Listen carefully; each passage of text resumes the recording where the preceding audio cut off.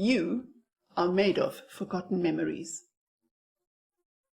Indeed, most of what you do and how you behave and what you believe is made up of memories, of data, of life events that you have completely forgotten about. This week, we are going to just dig around a little bit in our memories to see if we can find some of those that can just be rationalized, rerouted, repaired, so that our journey further into the future, into our lives, is smoother, less hazards, less potholes. Now, this sounds terribly dramatic, but it needn't be. Let's just recap what we've learned about how the brain builds itself, shapes itself, learns about the world. It starts learning in the 3rd trimester in the womb, in response to stress hormones that your mother puts out. When your brain is born, it immediately starts making synaptic connections based on the information that is coming in via its sensory organs.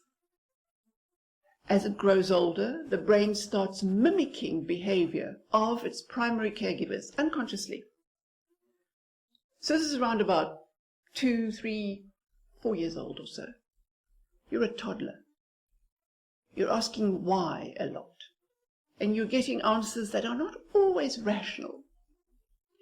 So you're jumping to conclusions, and a lot of our forgotten memories that lay down the foundation of our characters, of our personalities, take place in this very vulnerable, yet somewhat haphazard way of learning. So let's think of something. Cats. Cats.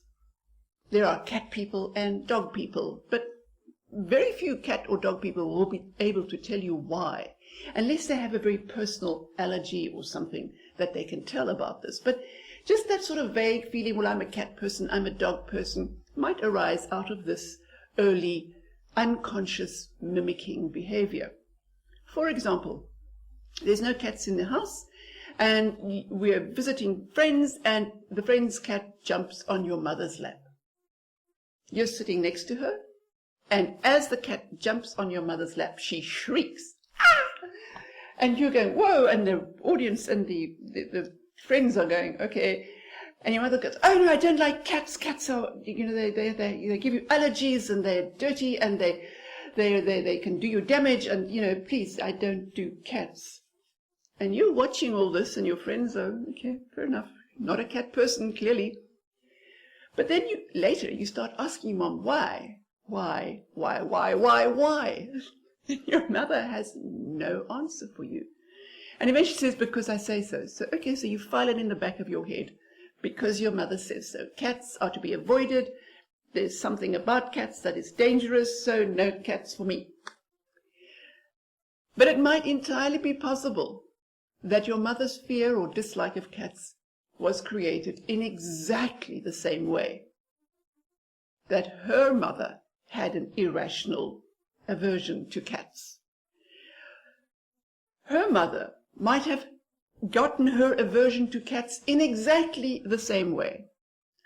Her mother mimicked her mother, who mimicked her mother, and somewhere along the line, maybe, somebody did in fact have a deadly allergy to cats before we had antihistamines, and that person died because of this. Maybe 6 generations ago.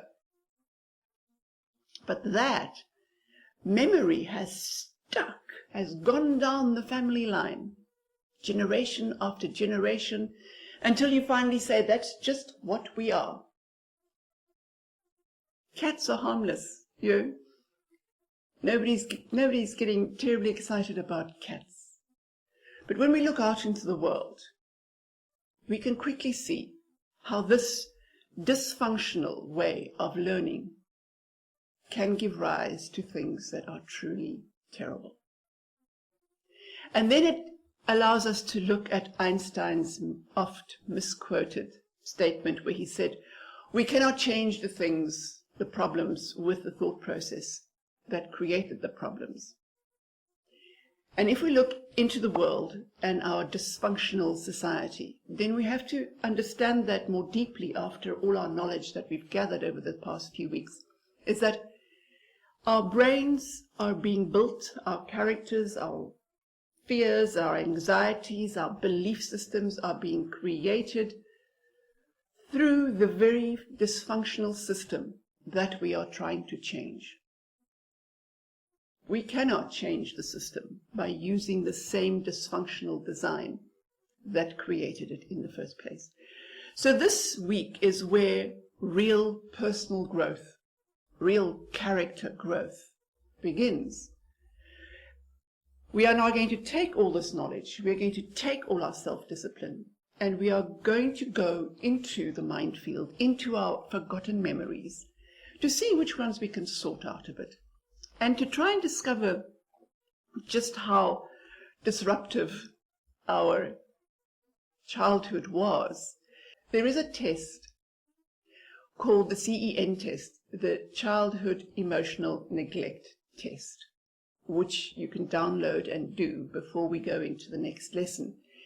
And it will give you a sense of the amount of trauma. It all sounds so very dramatic. But the problem is, once again, with the fact that we've only very, very, very recently discovered how our brains work. This knowledge of the brain is not general knowledge. It is still sort of academic. So people today still are bringing up their children in the way that their mothers did, their grandmothers did, their great-grandmothers, their great-great-great-grandmothers. And there is a problem with that. It is not the best way to go about it. So go and do your test, your childhood emotional neglect test, and then come back and we will take it one step further. Step into our